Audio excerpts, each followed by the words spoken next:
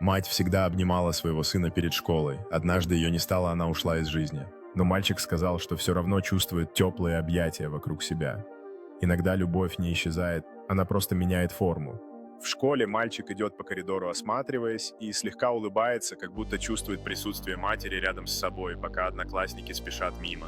На пустом партном столе лежит рисунок, где мама и сын обнимаются, а солнечный свет пробивается через окно, освещая это сердечное произведение искусства. На площадке мальчик сидит один на качелях, медленно раскачиваясь вперед и назад, погруженный в мысли с умиротворенным выражением на лице. Вблизи видно, как он держит маленького потрепанного медвежонка, символизирующего ту любовь и утешение, которые он носит с собой. Ночью мальчик лежит в постели, мягкий свет от ночника освещает его лицо, на котором видны слезы, но он улыбается крепко, прижимая к себе фотографию матери. В сновидении он окружен мягкими облаками и звездами, представляя, как мама обнимает его, принося ему спокойствие.